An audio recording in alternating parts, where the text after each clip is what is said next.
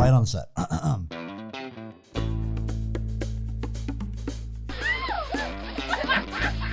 Ladies and gentlemen, welcome to the Let's Poddy podcast with your host, Benji Weatherly. It's the podcast where you learn absolutely nothing.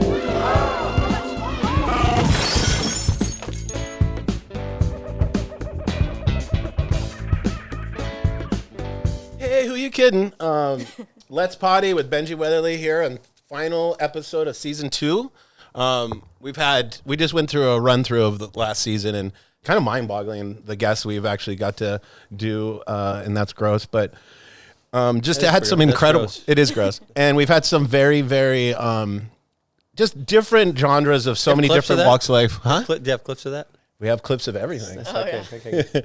And yeah, just an incredible season. We're going to end it with one of my old friends, and I mean that with age, not how long I've known him. Thank you very much. No, I'd say I actually started with the same thing with Rick DeVoe, but yeah, I've been waiting for this podcast for a while just because we have a great rapport, sort of. He gives me shit more than even my older brother, and I love it. I need it. You got to be checked every once in a while or all the time. Can you cut to the chase here? And we got Kelly Slater, Cocoa Beach, Florida, finest. We should have done this in Cocoa Beach. Who says we're not? Oh. I have drip. We shouldn't have. We should not have. Yeah, there's less taxes over there. Maybe we'll do it there. We won't have to spend so much money. But yeah, nice to have Kelly on. I'm going to pretend I can see you because I'm like looking. You got to keep that microphone in your mouth. Yeah. You basically have to eat it. Yeah, exactly. So it's nice because this is going to be where Kelly starts his media tour because he's coming to the end of being like the pro surfer guy that says no to meetings or interviews and all that stuff because he's eventually going to stop competing in like another 10 years. But it's good, nice to have him on because I got something to look forward to. I want to talk about so many things and it's so funny. I don't know where to start, but let's start from now and go backwards. That's what I think would be good. To be honest, I even got teased earlier from my girlfriend and her sister because I go, I'm gonna have Kelly help me with these smoothies and she made fun of it. Like, you think he knows everything, and I go, he does. I go, when it comes to health, I go, I trust him more than I trust anybody. And I go, if you know people that are smart in certain things, if you don't listen to them, you're really not that smart. You know what happens? Benji calls me and he asks me about all this stuff, and as he's asking me, I'm Googling what would like Peter Offia say. He divulges. I got that animal. I'm like, what does Huberman say about this? Remember Let me tell Benji real quick. Hey, I discovered this. Dude, he probably is. The probiotic you gave me. Oh, you told me Primal Fear? Primal Defense? Oh my God. I've gone through 10 bottles. Yeah, it's the best. I love that stuff. It's the best. It's like the ultimate probiotic thing. And I remember you going, take like 4. And I was like, you're crazy. And now I take like 3 at a time. But yeah, there's I take a few like things. 6. Yeah, there's a few things that you've shown I don't me. take it much, but if my stomach's a little Is funny, it good to take it every day? Yeah, you Sorry, can. we're talking about random stuff, guys, but Yeah. I need my health tip here. Mm-hmm. Yep. No, but how's the hip? Hip, yeah, I had surgery. I had a full hip reconstruction 3 months ago, beginning of September. I asked Warren Kramer to come over and explain to me everything that happened a couple days later, and I videoed him saying it. And basically, well, he said first off, going in there was a lot more inflammation and scar tissue than he thought there would be. Was it your left hip? Yeah, front hip. And so he's cutting all that out. And then he said my socket was just super tight, like the femur head into the socket joint was so tight he actually couldn't get it to traction out, and so he had to blow like gas into the hip to get it to pry open. How did it feel? Amazing though, probably because all that tension that you've had for so long. I don't know. I was asleep. No, but I'm saying like now, are you way? I have more. Yes and no. I'll get to that. Okay. So the socket joint was too small-ish, and it had cracks on it on the outside, towards the outside of the hip. The femur head had bone spurs on it, and it was not smooth. It was like really like jaggedy, rough. And my labrum was, as he said, totally shredded end to end. It's like 6 or 7 inches long. So the labrum. He said there's only about an inch of it that was okay, and the rest was just like shredded and tattered. And he said there was 8 pieces of bone fragment stuck in my joint that was tearing apart my labrum. So that explains probably why the labrum was so destroyed. So he cut the labrum out, put a new labrum in, shaved the femur head down, cleaned up the socket joint, made a little more space so that I could have more range of motion. And then we're off to the races. But I was my hip was in traction for an hour and a half, 2 separate times. So over 3 hours, it was tractioned out of the socket. But I saw, just disclaimer this, I was with him at the surf ranch, I'd take 10 days probably before the surgery, maybe a week. And I was telling the guys that were there, I'm like, Kelly's surfing really good right now. He's surfing really good. And then he comes up and he's like, yeah, I'm getting hip surgery in a few days. And I go, it doesn't look like it hurts. It doesn't. I mean, you were surfing. It was almost like you knew you were getting surgery, so you tried to surf the hardest you could ever surf. I just didn't care if I injured You were it. just And going crazy. I was in a lot of pain for the last year and a half. That's what I'm saying. Like, how much pain were you in this last year? I mean, I've been trying to surf contests and keep my surfing to a relevant keeping it mellow. level. And it's just hard because I don't free surf much because I've been in pain a lot. It affects my back. But my hip's been constantly in pain. What happened was I had a heat with Imai at Bell's like a year and a half ago, almost 2 years ago. And I needed a score on this wave. I needed like a 6. And I was going for this turn, and the wind had just turned onshore in our heat. And so at Bell's, you have to surf, as it gets choppy, you have to surf away from the lip a little bit. You have to surf more in the face. And I tried to like really stuff this turn right up in the critical part of the lip, because I had done that on my first wave, but it was still glassy.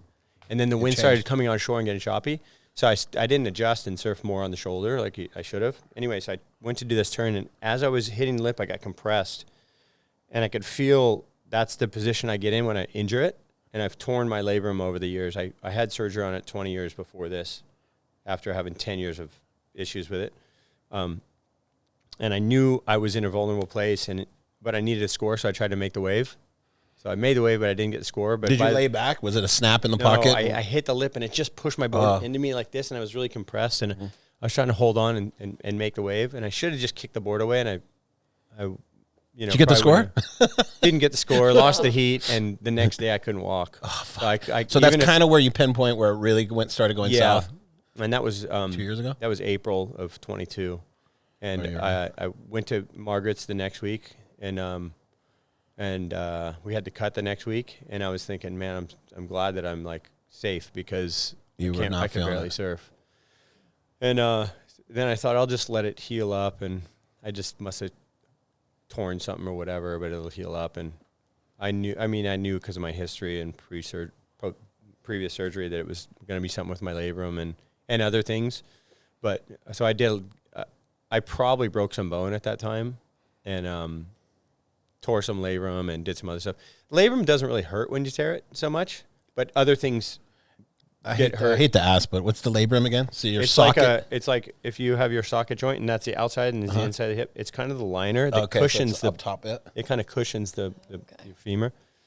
You have one in the shoulder too. So when you say labrum, most people think shoulder. Yeah. But they're both socket joints. So what's the diagnosis now? Or did you go back in and get it checked? Yesterday was my first day surfing in the ocean again. I know. I heard, actually. We're going to get to that story. I actually just talked to Taylor. But what did you go back into Kramer and check on another x-ray to see if everything went smooth? No, he just told me, he said at 12 weeks you can start surfing, and it's been about 12 weeks now. Well, actually, that's not true, because you surfed in Saudi Arabia. I did, but I asked him. After the surgery. No, that was 2 months. That was that 2 months after your surgery? That was 2 months after surgery. Time is flying. And I asked him, and he said, just cruise, take it easy. He's like, don't do airs. So, but I mean, look, that's a giant project that we worked on. So fuck, you weren't missing that. You weren't letting Gabriel Medina get the first wave. Stop it.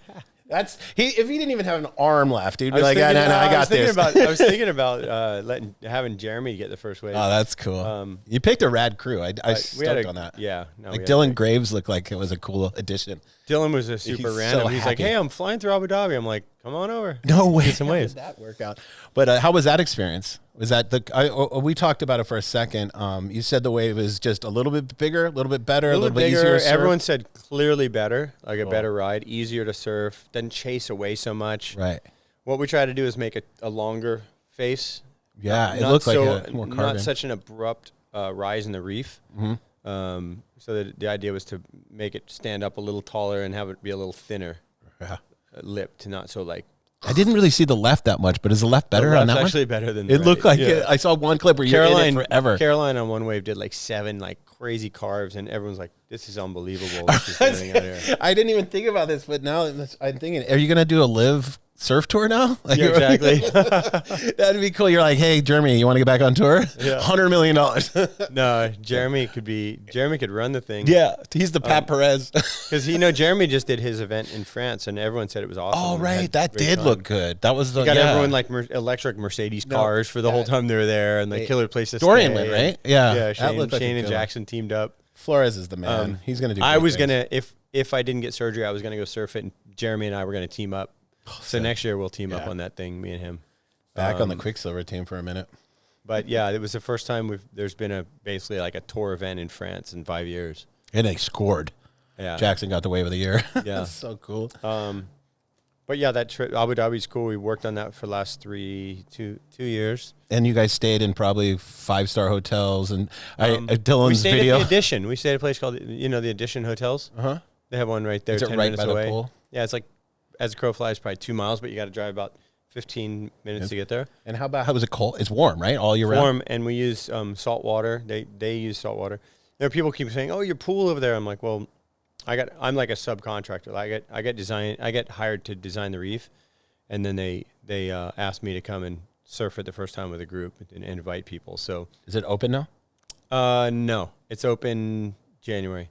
And is it going to be some of the guys from America's Ranch going to help Some out, of the or are guys they from all new? Surf Ranch are over there working full time, and they'll have a crew going in and out. I guess once in a while, Ramana might go, but some of the guys who were working full time at Surf Ranch will be at Abu Dhabi training the guys there in what they do. That's your second one, right? You never made the one in Florida or Palm Never Springs. made Florida, never made Japan, never made Palm Springs. But they're still maybe trying to do other ones? We're gonna do Austin. Oof, killer. Yeah, we're doing a project called Austin Surf Club. And do I have a shirt on? No, I just got usually my have surf I usually have Ranch. my Austin Surf Club. So it's an A, like the A like that with the line through it is a surfboard. Mm-hmm. So Austin Surf. Rad. That's excuse to go to That's our Austin. logo, and Never been. we've partnered with Mike Meldman from Discovery. He's our partner on that, and Mike is Discovery's known in the golf world for making private golf communities. But Mike told me a long time ago, he's like, if you ever get this thing kind of in the right zone and it makes sense, we'll do something. So this finally came together. Best and developer of all time Yeah, going, I'm like, going to make a best surf experience ever. community. So we're gonna have a full skate park there, 2 waves, wellness center, and then I want to do, because Mike's in the golf world, I want to do a 18-hole short course. So I'm trying to work that in there now, and then In Austin. you know what it is? It's the old Enland. Oh, property. right. That's what I was going to ask you. Is it just that older, kind of not such a good wave? You're just going to Well, rebuild we're just it? gonna rebuild it? Yeah, and there'll be like 30 or more oceanfront. And you're going to make like Willie Nelson's little 9-hole kind of thing, that little course he has there? I want to do like Blake and those guys bought a course in Sydney called Shorties, like short tees. His little par 3 one? So Shorties, yeah, there's like 5 or 6 of them that bought it for a couple $1,000,000, and it's the longest hole's 100 yards. Sick. You can light the thing up and play all night. Rad. If you go there and play, and you got 3 hours, you can play 2 rounds pretty easily, walking with a pitch and wedge, and take 2-3 wedges and a putter. Mm-hmm. I played it with Blakey before he ever bought it. Like We're talking about Ronnie Blakey? Ronnie Blakey, yeah. I played. He owns it a golf course. I played it with him in 2020, and he made a hole in one. Wow! And I think the longest hole. What was that course that by your house in Avalon we played? It was that little course right Avalon. there. That was I such love a... you. that- Avalon golf course or whatever. Gosh, we had good lives. They're horrible. It's like now. the hardest. That course, like the hardest course ever, because it's like On a hill, up and yeah. down, and the greens aren't pure. I love it. So yeah, we're doing the awesome one, and I'm trying to talk Lewis Hamilton into designing an electric golf cart, racing cart course. Oh, So I want I was going to say, on a golf course? No, No, like a track. like a track, yeah, that'd be electric. fun. A race Oh, track. that Yeah, the Lewis electric- Hamilton electric cart experience? track, yeah. During the Slater wave pool experience? Yeah, so we want to I want to make it to where even if you went there and you didn't surf, it's like the best place ever. Oh, my God, that sounds so fun. So we're going to have a recording studio because, the Yeah, the Austin music music there. scene's pretty amazing. Like maybe as good as anywhere in the world. You're going to move to Austin. Maybe. So heavy. And Margaritaville was written in Austin on Jim and Buffett Hangover. So we've got connections there. Yeah, just a shout out to Jimmy Buffett. I know that was your Jimmy is homie. like, yeah, he's my guy. I didn't know he was from Florida. He was the first guy to stand up paddle at Surf Ranch too. Really? Oh, Yeah. he could He's surf. not huh? from Florida. Oh, he's not from No, Florida? he's from. Why did I think that? I think he's from Biloxi. Oh, forget where geez, he was for born. some reason I thought that was your guys' connection. No, but You're from well, hometown. he lived in West Palm. He lived in Key West. He also lived up. How'd in, you guys meet? We met in France at the contest. He flew out to the contest. A lot of people probably didn't know that Jimmy spoke fluent French and loved France. Played a lot in France. One of my favorite songs of his ever was "He Went to Paris." It's a song about this guy whose life went there, and eventually he made his way back to the Keys. What an interesting guy that he was, huh? Jimmy is like, I mean, people think of like. They think of the I'll tell you a dorky story. stuff. Okay, I'm Hamburger, gonna tell you the Hulu's story. or whatever. When Jimmy passed away, first off, like I won't go too into how that was for me, but like I couldn't sleep for a while. It was really hard. Jimmy was like he was like a dad to me, you know, in a lot of ways. And I felt like when I was done with my touring, I would spend a lot of time in my life with him. So it was just, and he meant so much to so many people, and he had such close personal relationships with more people than maybe anybody I know in the world. So everyone had their own Story. personal Jimmy Buffett story, but this one really cool one I heard on Instagram after he passed away was this he was in Charleston, and this woman tells a story from her point of view. She's a waitress at this restaurant, and she's waiting on this table full of guys, like 6 or 8 people. And they say, "Oh, you going to the Jimmy Buffett concert tonight?" And she said, "Cheeseburger in Paradise? No way. That's music is terrible." And she starts just riffing on it. And she goes back to pick up the food or get the order or whatever. And this guy goes, "I can't believe you're waiting on Jimmy Buffett. That's incredible." Oh my God. And he's like, and he's yeah. Maybe the worst feeling of your life. Yeah. What happened? And she said the whole time she couldn't look anyone at the table in the eye anymore, and she had to pretend like she didn't know. After that, she had to just play dumb, and she said it was the best tip she ever got. He left her like $1,000. What? Yeah. Oh my God. And she just said from that moment I just realized like I stuck my foot in my mouth and I was embarrassed, but she goes, he didn't take it she personally. goes, they were so nice. Everyone at the table was so nice to me, and he left me the best tip I ever got waitressing. And but that's That how is a Jimmy rad, was, you know. rad He was, story. but Because he was secure. I'm going to tell you my raddest story. Yeah, Jimmy. let me hear it. When Sean got married, Sean was about to get married, my older brother. He was having his bachelor party in Key West, and my brother is like a lifelong. I mean, we all are. My family was parrot heads. Like not to the point where I went to concerts and stuff, but I grew up spinning his records. Like Right. I want to hear song 4. I want to hear that song.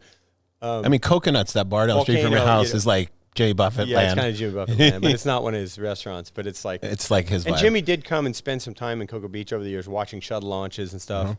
And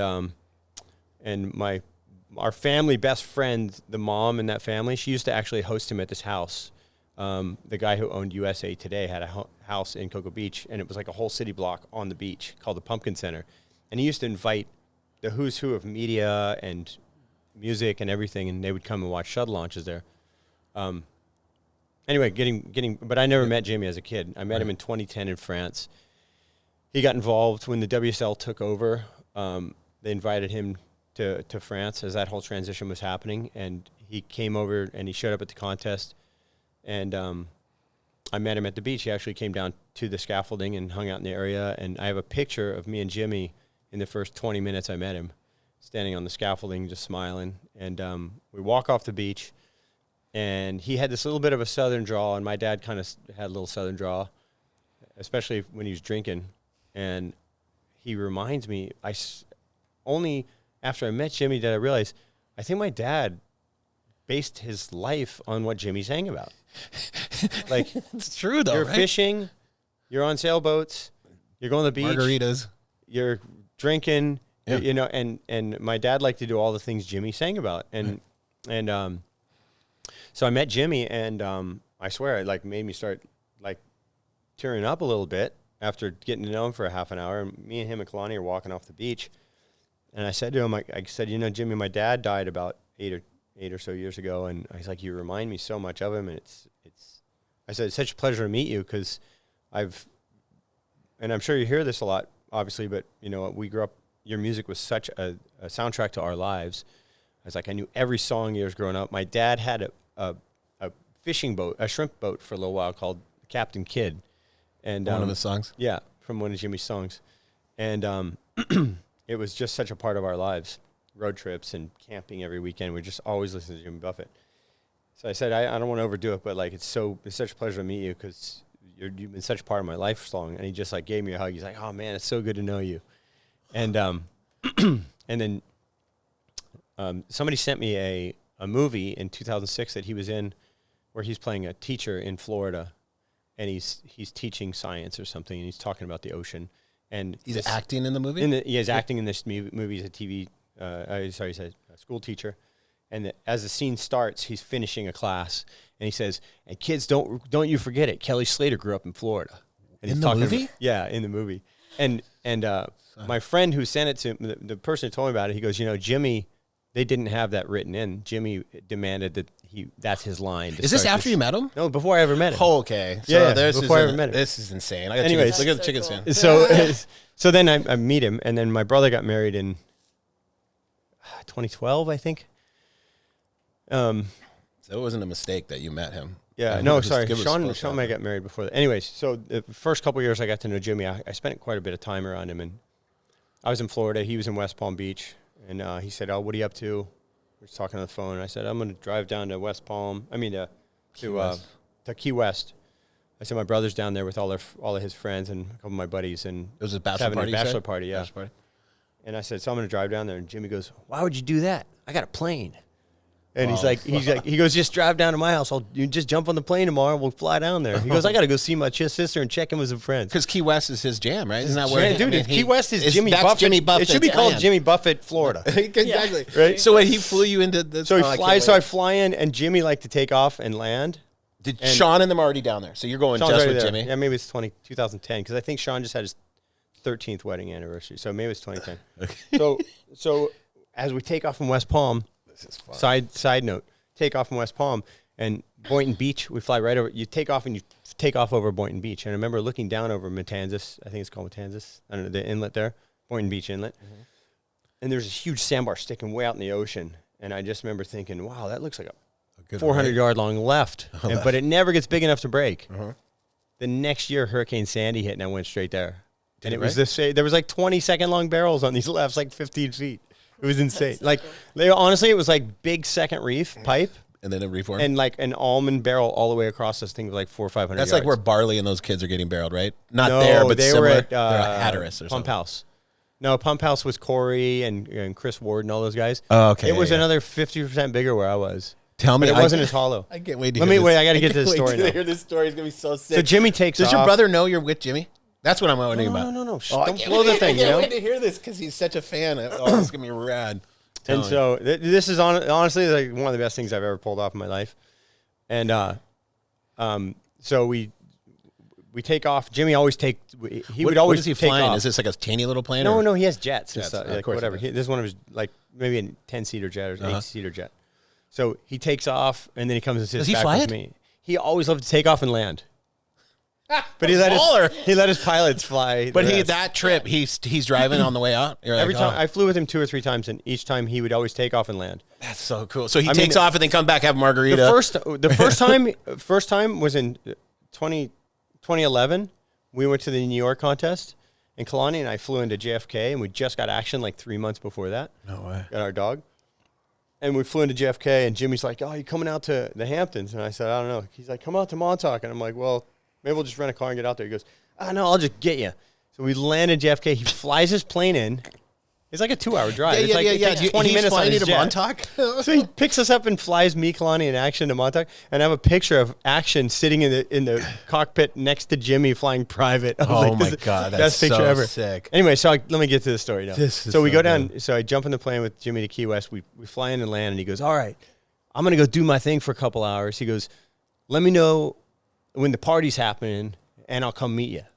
So I go meet up with Sean and all them at the house that they're renting, and then it's about 20 minutes away, and we'd have drinks and some food and whatever, and we come into town, and we're gonna go bar hop on the main drag. Is it like a little town? Yeah, and I text or I call Jimmy, and he's like, all right, I'll meet you at this place. So I meet Jimmy outside, and I bring him in, and Sean has no idea. Sean doesn't know how I got there. Oh, God. I just told him I flew down. Yeah, I got whatever. you flew in. I'm like, I found a flight, and I could afford it or whatever. Yeah. And so I flew. So I didn't tell Sean anything, and I didn't tell anyone else anything. Oh, that's so funny. So I walk in the bar. Sean's got his whole bachelor party group, all of us, all our guys we grew up with, all who grew up listening to Jimmy Buffett, all sitting at this bar. I walk in with Jimmy, and Sean looks at me. He looks at Jimmy, and he starts going, dude, what the fuck is going on right now? He goes, what? He goes, what the fuck? What is happening? What is happening? And he starts crying. He's like tearing up, like going, this is like the craziest thing. I'm going to cry right now. Oh my God. It was like the coolest thing I ever did. What a cool brother you are.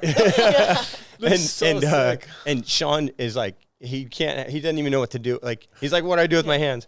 He didn't know how to react. He didn't know how to react. I didn't know how to react. Did he go and say hi, or did he didn't even? Yeah. No, Jimmy. Jimmy's like, you're the man of the hour, you know? It's man. like, and it was all about, Sean's celebration to get married and stuff. And he hung out for about an hour at the bar with us. And then, of course, we're in Key West. Everyone's like, Jimmy Buffett. And they're all trying to. I had to kind of play security guard. Kelly Slater had to get all the fans back. That's fucking dope. They're like trying to get your autograph too. You're like, no, get back from Jimmy. No, it was oh man, it must have been the coolest moment for your brother, man. the Because coolest I know thing your ever. brother's And a Florida guy for life. And so Jimmy was just there that night. The next day he flew. Did he hang and drink with you guys and He cruise? hung and drank, hung out with us for like an hour. Tell me he fucking just jokingly Amazing. sang a little bit. Like, I don't remember if God, he did. dude, that's So many so times neat. I was around Jimmy, and he would pick up a guitar and start playing in a bar or whatever at the beach. what a legend. That's the coolest brother ever right there. Was Skip there? And the Go next Skippy. day he flew down to St. Bart. Of course you would. Like he'd go down there for the winter. That's the best And place Steven in the was there too. Yeah, everyone was. Our Oh whole man, crew that's from such a home was cool there. story. Oh man, no wonder he's so close to your heart. Yeah. I mean, that's like the coolest thing you could have ever done for your brothers. Yeah, and he, Jimmy would call me once in a blue moon out of the blue, and it'd be like middle of the night for him, and be like, "Man, I just love you. We got to hang out some more. We got to get some more time together. Life is short." Yeah. And he would just tell me stuff like that, and he always say, "Man, just don't let the old man in. Don't let the old man in. I love that. Stay young." Yeah, no, he was inspiration to you, but to so many others too. What a good dude.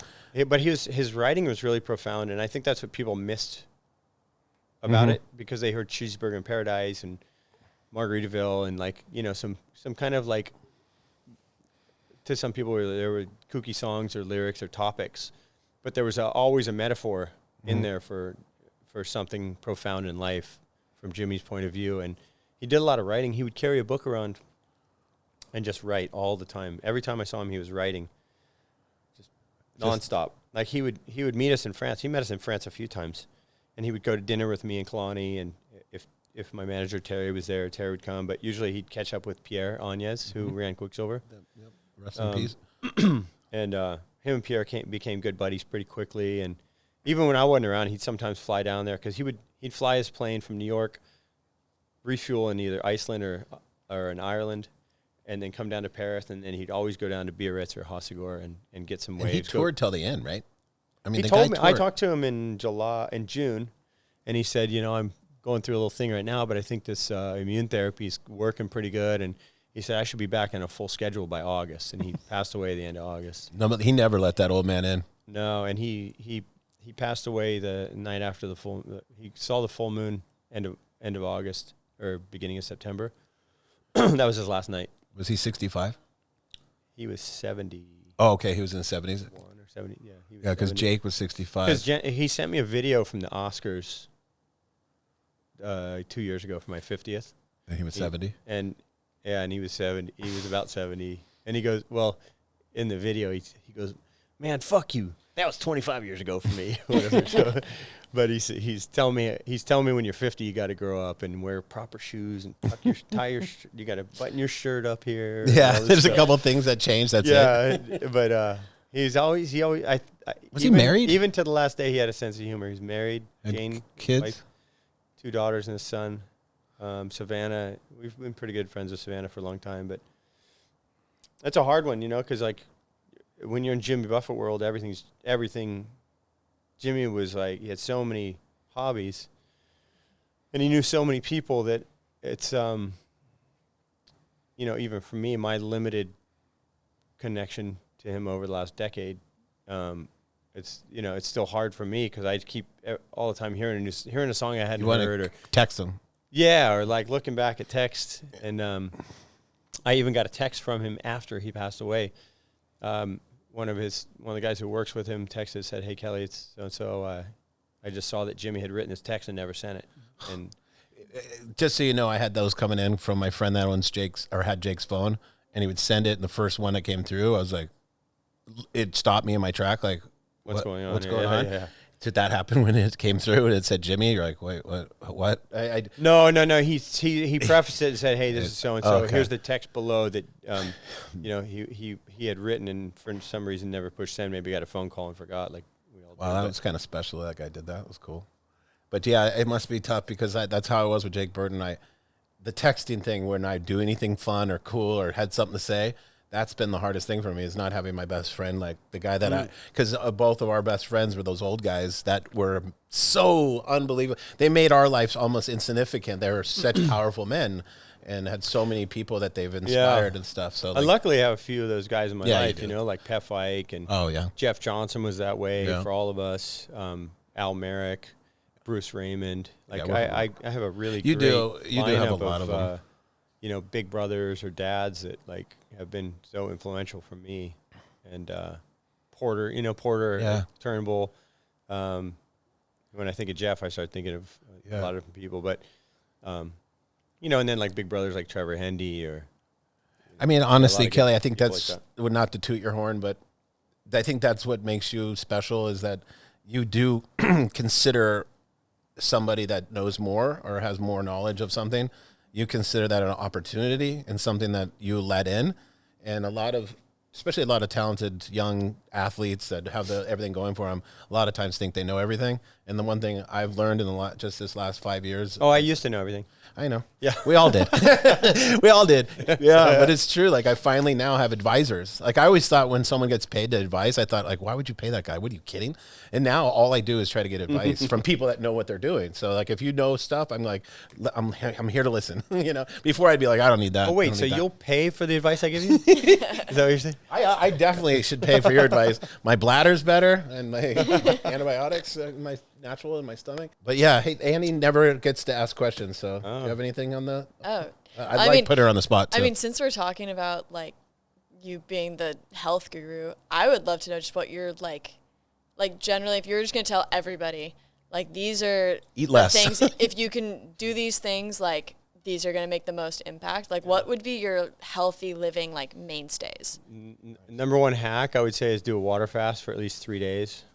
Okay. Just literally just and then stop ages, eating right? food and It's important to tell her how, like, your ages are when you start doing different things. Like, now at 40-something, I'll just say that, I can't do anything I used to. And he told me in Australia one time, he's like, why do you eat so much? And I'm like, do I? And I'm like, I'd wake up and think I had to have breakfast. Look, anyone who's not Kalani Rob needs to eat less.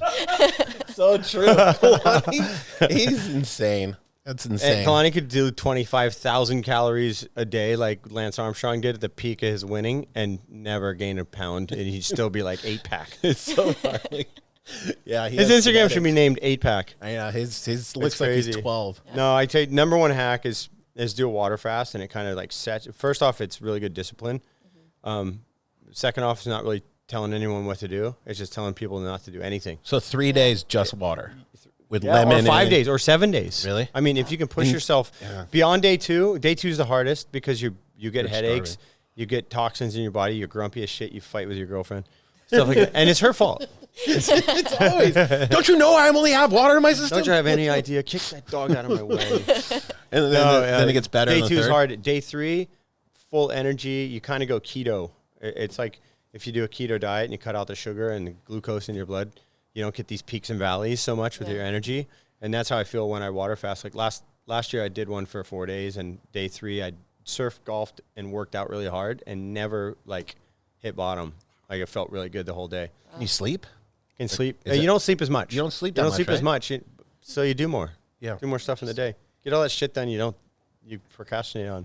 There's so many different ways to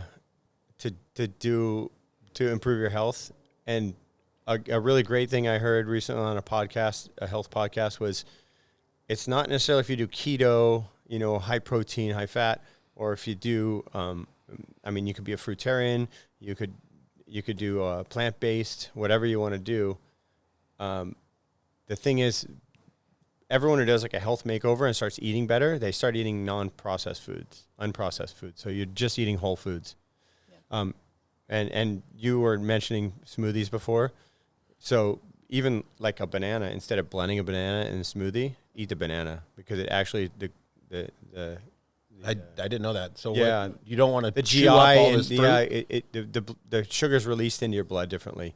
Your body has to process that, and it sort of governs the amount of sugar. Like if you ate 3 dates, I think that's like 50 grams of sugar. If you eat 50 grams of sugar, if you drink a Coke and a half, that's 50 grams of sugar. It's horrible for you. Wait. So if I do, let me finish. Yeah. I want to know this. So actually, if you blend those dates into something, that sugar gets released quicker.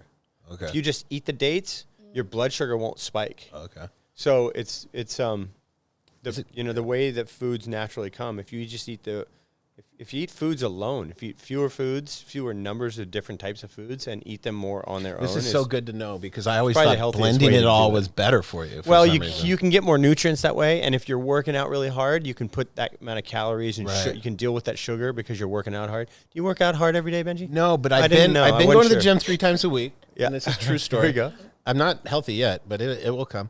But the fruit in a smoothie is kind of not that good for you, right? Like you kind of don't want to put fruit. Yeah, in like it. I mean, That's why we're talking later. Like, yeah, you also think like, I mean, it's logical to think, yeah, you should have a orange juice instead of have a Coke, obviously. But the truth is, an orange juice is a huge sugar spike for you. Right. Also, it's not necessarily super healthy. Like to explain, I watch him. Like how do many glass of orange juice could you drink? Yeah. Like how many oranges juice do you think you could drink? Probably a dozen, right? Yeah. No problem. Try and eat 12 oranges. You're not going to be able to do it. And then what about like if you were going to wake up today and just put together a smoothie? This is why I always watch him make all these crazy smoothies. What is the base? Coconut water probably, and then like powders. I mean, you can even use if you're putting nuts in there. You can just put nuts are water. good? Water and nuts going to make almond milk or whatever milk you want. So you don't really have to put any liquid other than water. Kalani, when she does hers, she does tons of greens, tons and tons of greens, different lettuces and kale. But you're just putting water in your smoothies. Yeah, I mean, that, or I'll just use some kind of a nut milk. I'm not really like a milk. See, that's Traditional milk guy. what's so funny. A lot of people think smoothies are fruit, parfait, and all this sugar and crap. That's why. Well, I get end it. up putting a lot of stuff like maca powder, like maca root. You ever put yogurt in it? I put yogurt. I put a lot of Yep, yogurt in mine. I put yogurt. I put unsweetened, high protein yogurt, full fat yogurt. You don't want to get the low. I think you just don't want a low fat diet. I don't think it's a low fat is like What's the yogurt I want to use that you just said high? What is it called? Low. It's not low fat. No, you want a full cream, like a full Greek yogurt. Greek yogurt. Yeah. Usually, you want the protein higher than the carbs. So if you look on the packaging, Okay. do you read packaging? No, There you go. I only listen to what you say, and then I buy it, and then it's done. Yeah, the Greek yogurts are good, really good. Okay, cool. And then eating at times of days too is really important, right? You don't want to eat too early, and you don't want to eat too late. If you were to want to look at that and have some fun Googling stuff, go to circadian rhythms, Google circadian rhythms, and it'll give you a whole pattern of like when you should sleep, when you should eat, when you should work out, all these things based on like, how do they there was a guy, it's so funny because I was going to call Outer Known circadian. Huh. It was actually going to be called circadian because I wanted it to be like the right clothes at the right time kind of thing. Anyways, didn't happen. But there was at the same time, there was a friend of mine that was in the clothing industry years ago that I sort of knew in a distance. He was in New York and he's a really cool guy. And I contacted him and said, I'm going to do this clothing thing and I want to see if you want to work on it with me. And he's like, oh, I wanted to send you this thing. This guy I've been working with who's been doing this for like 25 years, this trainer, he came up with this workout method. It's all based on your circadian rhythms. And I'm like, that's weird. That's what I'm going to call the company. No way. You're like, Yeah. change the name. Yeah. No, and he goes, yeah, this guy's been studying for like 25 years, and he's looking at all the processes in your body and like when your energy spikes and when your serotonin spikes. And He doesn't blah, have to blah. take blood or anything. He just does No, it. he did. This guy had studied all that for years and years to know it. So, anyways, long story short, I've always been interested in like circadian rhythms of the body and like how much time you should sleep and stuff. And I should probably stick to Like you can actually pull up. You can easily find online like a clock of when all that thing should be in order based on like when the sun rises and what time of year it is. But there is a thing about, obviously, like Dorian always told me, you don't eat after 5 usually, if you can, and then like intermittent fasting. The later you eat, the more sugar you're gonna have in your blood, so it's harder to sleep. That's and then you don't want to eat why- first thing in the morning, or is that sometimes a good thing if you're going to go surf all day and you want to get a little protein? Kind of depends how you feel. Your liver creates enough glucose in your blood to get you going, get you jump started in the morning. So I think people should probably cut down on coffee. Like I don't think coffee is necessarily horrible, but if you just wake up and have a coffee because you need that to get you going, you should probably just jump in a cold shower and it'll stress you quicker and like give you the chemicals in your body that are natural.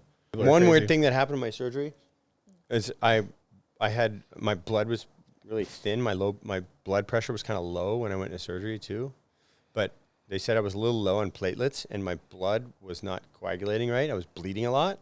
And Warren was tripping out. He's like, I couldn't stop the bleeding. He's like, your surgery was almost 5 hours. And I goes, I thought it was going to take like 3.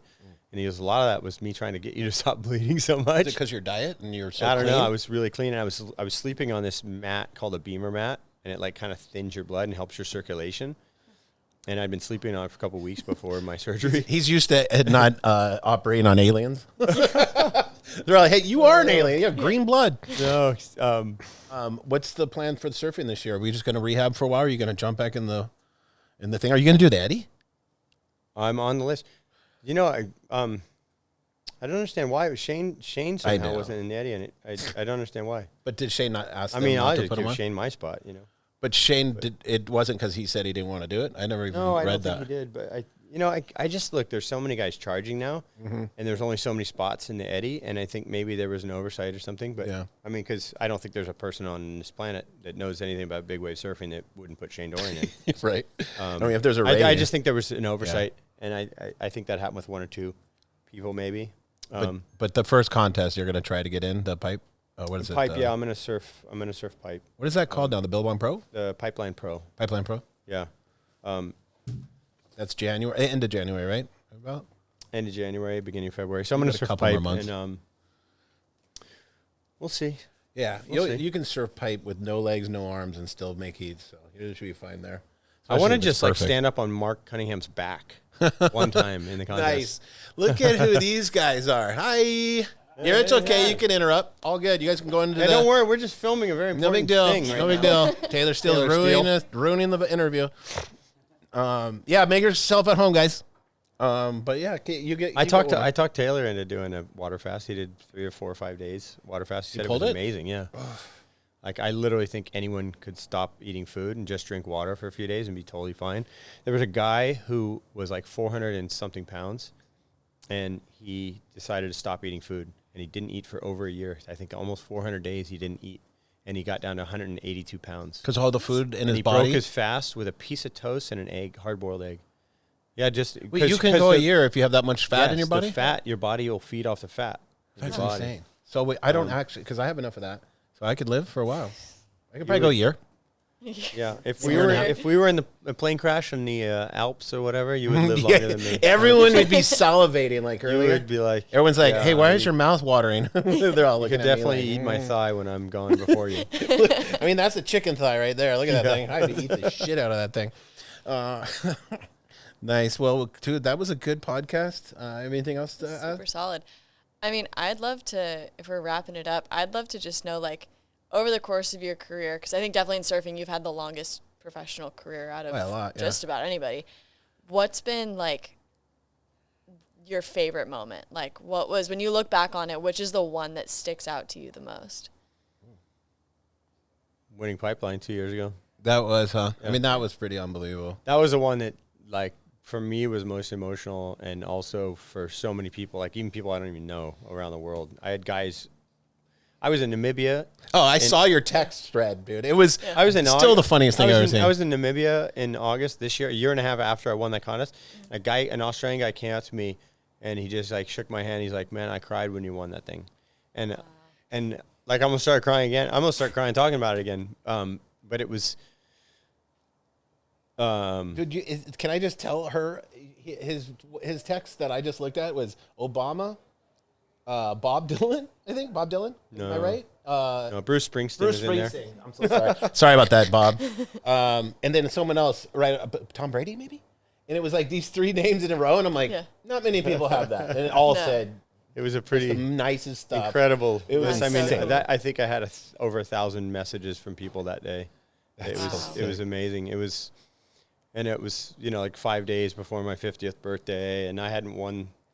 It was 30 years since I won the first one at Pipeline, and I hadn't won a contest in 5 years, I think, or something. All that, and it was. It worked out good. Pipe has been my mecca forever. But just the way you went through that whole contest too, it just last minute getting ahead of Barron, and just then everything, and then that final. Anytime you're in Hawaii surfing against a local guy, it's super hard because the crowd is twice as loud for the same thing you do. Mm-hmm. You get a nice barrel, they're like, "Woo!" He gets the same barrel, and they're like, "Yeah!" And it's were you out back? It doesn't matter if you're in Hawaii. It doesn't matter if you're in Brazil. Brazil's worse actually. I bet. Brazil's harder as a foreigner. Luckily, they've always liked me, so I get a pretty good support there. But like, if you're surfing against like Felipe, last time I was down there in 2019 in the contest, and I surfed against Felipe, and it was like 8-10 foot rights, and the crowd was psychos, like 30,000 people just screaming on the beach. Wow. And I actually almost died in that heat. Do you remember this? Taylor went down there with me, and he caddied I for me. remember those rights. I was on a jet ski. I was on the back trying to go out. Right. It was and the jet ski Did you hurt driver your wasn't hand or very something? good. Didn't you screw up your hand? Or something? I thought I broke my hand. Yeah. But the jet ski driver was like hesitant. He didn't know the waves. He was a lifeguard, but he It wasn't. was Philippe's brother. No, I'm just kidding. Maybe. Philippe hired the guy. Put it this way. It was a beach break that was like 2 waves off the beach. It took me 7.5 minutes to get back out. What? With the jet ski? He couldn't figure out when to go. I'm like, dude, let me fucking drive. Let me drive, yeah. Exactly. But when he finally went for it, as he went a little too late, and we had to go up this wave, and he just gunned it, and we ended up when you go up a wave, Abe knows. Oh, I know. When you go up, you cut the gas, Yeah. and you just kind of float over it. This guy hit the gas, and the ski flipped backwards. He landed on me on the sled and squished me. Oh my God, really? Yeah, my board got completely mangled. I had to come back in and get another board. Steele's on the beach with my other board, and I'm like, my hand's broken. He's like, you need an 8. I'm like, and then the jet ski pulls up. You're like, not that guy again. yeah. And I wanted to drive. I was so pissed. Oh but, my God. I felt bad, and then I even felt bad for the guy because he was doing the best he could. Right. But he didn't grow up surfing and stuff, so he didn't understand how to read the waves. But there was like 4 or 5 times when I'm like, just go that way now. Like, you'll make it. Let me drive. But he didn't speak English either. Too bad you didn't have Abe. I should have 30 years of being in Brazil. I should have spoken Brazilian. You should have Abe travel with you. I should sound like a guy from Rio by now after the number of times I've been there. I know. That's freaking, that's pretty fucking great. Yeah. No, it's the pipe that time was the best. And if that ends up being my last win, so be it. It's fitting for me, because I put so much time and energy into Pipeline over the years, and yeah, I've got to see all of it, man. It's been a fun ride for me because I was never good at contests, and then I got to see all his highlights right there in person. It was fun. I mean, I told the story to Crosby. It's hard to be good at contests when you don't do them too. Yeah, but we had a talk. We had a talk with Crosby Calapento the other day, and I explained to him that not me, but our crew was. I think you could confirm this. The first beach up, or what do you call it? Carry up the beach. What do they call it? Chair up. Remember when we got you and Machado and we picked you up? It's like, yeah, it didn't happen a lot before then. I mean, did it happen before that? I think it probably did. Carried up the beach, but that was like the first one I remember where it was like a real thing. Now it's like you win an NSA. No, that's what I'm saying. Wait, you're an Explorer men's and this is your first win. Let's get you. You won that first round. The first round, I was going to say. He just made his first heat. But I said that to Crosby, and he's like, yeah, you know what? Because they do it at every event now. Because he won one of the contests, right? And they carried him up. So it brought it up. But it's amazing to have, especially when you're young and the first few times it happens, and it didn't feel, it's rare that it feels as good later on. That one did because it had been so long since I won, and it was also so cool that like Seth carried me up too, and he was in the final with me. Oh, this is what I was getting to though. Me and him in the final. I didn't know Seth carried you up that day. Yeah, Seth and Cunningham. That's so cool. Respect. And yeah, it was funny because I was basically comboing him Like I was way ahead. I had 2 really good scores, and he didn't have anything yet. And he gets this big left, and I can't see it. I'm out the back, but the crowd went crazy. I'm like, fuck, he definitely got like a 9 something. Like he's in the heat again, and there's like 7 minutes, 8 minutes left, and I'm like, okay, man, buckle down. Like he could easily get you. Like you got Barron earlier in the contest, could flip on you, and that energy does flip. And then if you're in those moments in a competition and you do something that's even close, usually it's such a climax of the contest that pushes it over the edge. And so I was like, oh, damn, okay, he's back in the heat. And then he came back out, and I don't think they read that score before our next exchange. And that was that super late one I got. I know, and that drone shot of that one is so incredible. But he got the wave behind me. He got a better score than me. I got a 9.5 or something. He got like a 9.8. I didn't know that. A 9.6 and 9.8. So he was in the heat, but at that point, there's only about a minute and a half left. And we had to get the jet skis from inside all the way around pipe, and I got out first.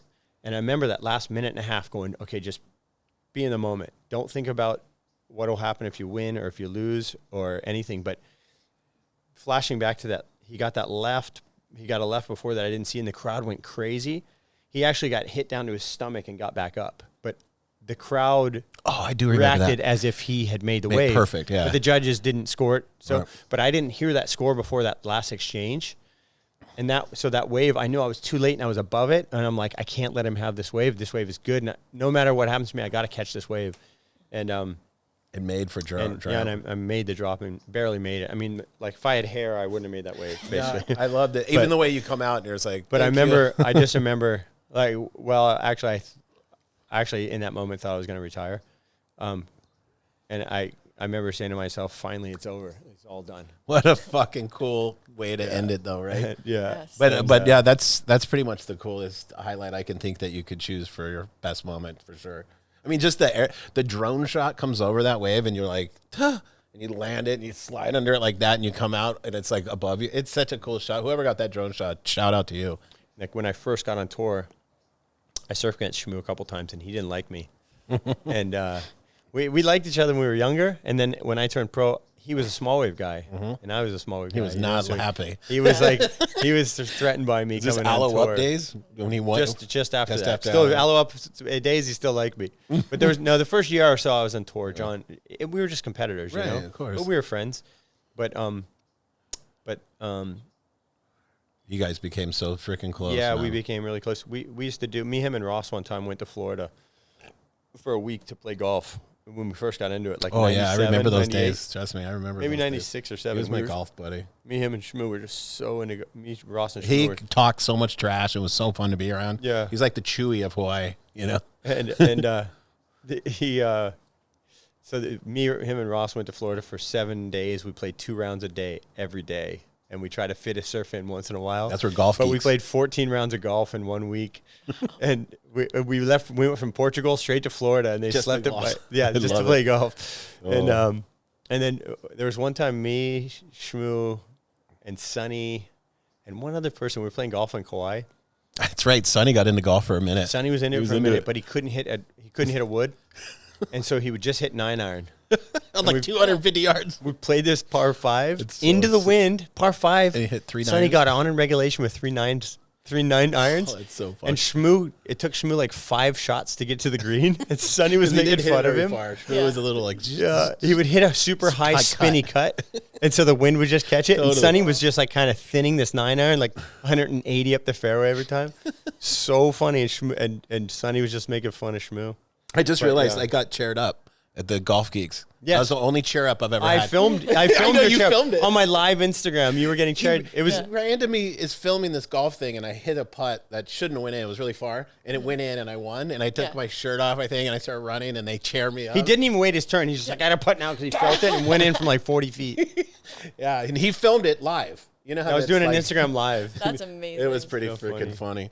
It's been a fun game from that perspective. It's Yeah. almost like this silly chess game that you're Yeah, playing. yeah. It's almost kind of laughable because it really is. Because if you're not in it, you're just doing this task that's super hard against these people that you ride these crafts on the water that makes waves. I mean, when you really break it down, you're like, how funny is that? I got paid to do that.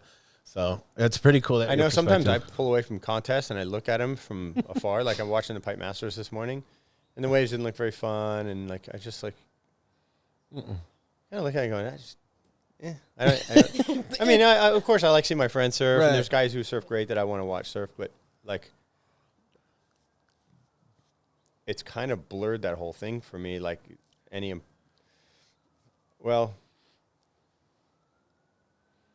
it makes me question what is the enjoyment of surfing for me, and what is it that I want to enjoy from it. So it's less about the competition and video parts and all that kind of stuff. I mean, it shows you what's important about that thing for you. And you've given back so much, man. It's not like, a lot of people do it for the wrong reasons, but you've been an ambassador for our sport for so long, and you've done such a good job that it's really fun to watch, because without you, things would have gone sideways a long time ago.